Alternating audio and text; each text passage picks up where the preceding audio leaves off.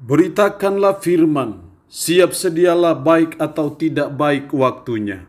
Shalom, puji Tuhan, berkat kemurahan Tuhan, sehingga kita boleh berjumpa lagi dalam renungan harian di hari ini.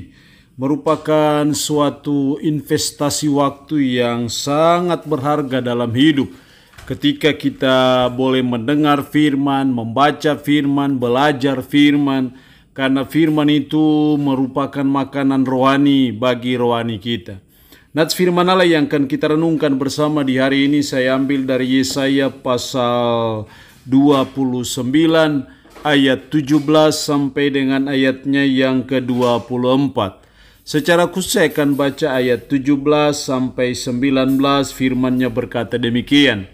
Bukankah hanya sedikit waktu lagi Libanon akan berubah menjadi kebun buah-buahan, dan kebun buah-buahan itu akan dianggap hutan? Pada waktu itu orang-orang tuli akan mendengar perkataan-perkataan sebuah kitab, dan lepas dari kekelaman dan kegelapan, mata orang-orang buta akan melihat.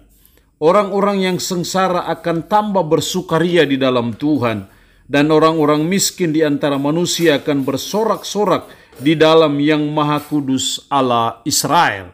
Demikian kebenaran firman-Nya hari ini yang mengajar dan menasihati kita mengalami keselamatan dari Tuhan. Saya percaya kita pernah mengalami keselamatan dari Tuhan, pernah mengalami pertolongan Tuhan, dan kalau kita masih hidup sampai saat ini, sesungguhnya itu pertanda bahwa kita mengalami keselamatan dari Tuhan. Sama hal itu juga dialami oleh umat Israel ketika mereka mengalami keselamatan setelah mengalami suatu penindasan, sehingga digambarkan di sini bahwa pada waktu itu orang-orang tuli akan mendengar dan lepas dari kekelaman dan kegelapan, mata orang-orang buta akan melihat. Suatu deskripsi mengenai keselamatan yang Tuhan buat, yang Tuhan kerjakan bagi umat Israel pada waktu itu. Kalau kita masih ada saat ini, sesungguhnya itulah keselamatan dari Tuhan. Kalau kita masih kuat, sehat, itu semua karena keselamatan dari Tuhan. Kalau kita mengalami keselamatan dari Tuhan, lalu apa respon kita? Apa reaksi kita yang harusnya kita buat dan kita lakukan ketika kita mengalami keselamatan dari Tuhan? Ada 3 hal penting yang saya coba amati dalam ayat ini. Yang pertama dalam ayat 19, orang-orang yang sengsara akan tambah bersukaria di dalam Tuhan. Bersukaria di dalam Tuhan. Artinya bahwa ketika kita mengalami keselamatan dari Tuhan, hendaknya kita selalu bersukaria di dalam Tuhan. Ini diberi tekanan bersukaria di dalam Tuhan.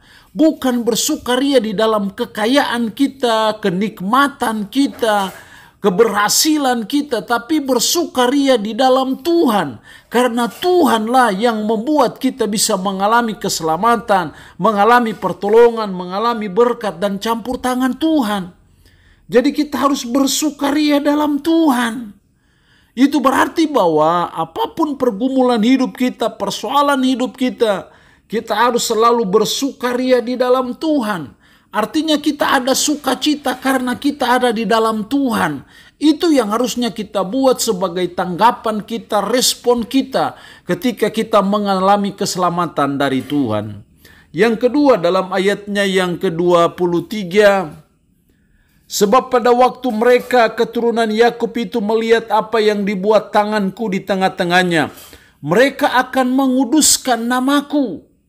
Mereka akan menguduskan yang kudus Allah Yakub. Hal yang kedua sebagai respon kita, tanggapan kita dari mengalami keselamatan dari Tuhan, mengalami berkat, pertolongan, campur tangan Tuhan dalam hidup kita. Yang kedua, mari kita menguduskan nama Tuhan. Menguduskan nama Tuhan artinya bahwa kita melihat Tuhan itu sebagai pribadi, sebagai Allah yang kudus. Karena ketika kita menguduskan nama Tuhan, maka itu mendorong kita untuk kita juga berusaha dan belajar untuk hidup kudus seperti Tuhan kita. Jadi ketika kita mengalami keselamatan dari Tuhan, mari kita belajar menguduskan nama Tuhan. Seperti dalam doa Bapa kami, dikuduskanlah namamu.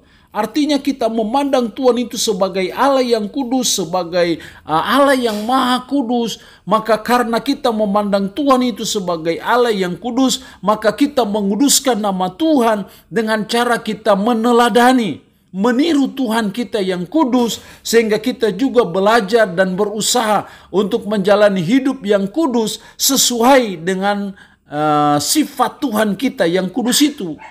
Jadi menguduskan nama Tuhan memiliki dampak dalam hidup kita untuk kita juga belajar untuk menjalani kehidupan yang kudus sebagai respon kita ketika kita mengalami keselamatan dari Tuhan. Jadi ketika kita mengalami keselamatan dari Tuhan, bukan hanya ada sukaria, bukan hanya ada sukacita, tapi yang lebih penting dari itu adalah kita juga berkata, dikuduskanlah namamu. Kita menguduskan nama Tuhan, sehingga ketika kita menguduskan nama Tuhan, kita juga termotivasi dan terdorong untuk bisa menjalani kehidupan yang kudus di hadapan Tuhan.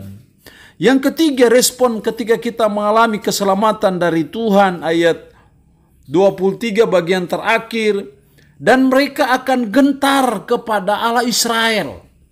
Mereka akan gentar sama dengan takut akan Tuhan. Ini hal yang ketiga, respon kita ketika kita mengalami keselamatan dari Tuhan adalah mari kita sungguh-sungguh takut akan Tuhan. Mari kita sungguh-sungguh gentar kepada Tuhan.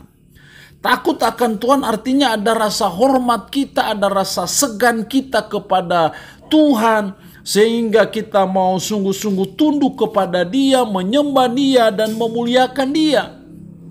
Takut akan Tuhan beda dengan kita takut gelap atau takut hantu. Takut akan Tuhan adalah ada rasa segan dengan Tuhan, ada rasa kekaguman kita kepada Tuhan, sehingga akhirnya kita sungguh-sungguh mau patuh kepada Dia, kita menaruh hormat sehormat-hormatnya kepada Dia.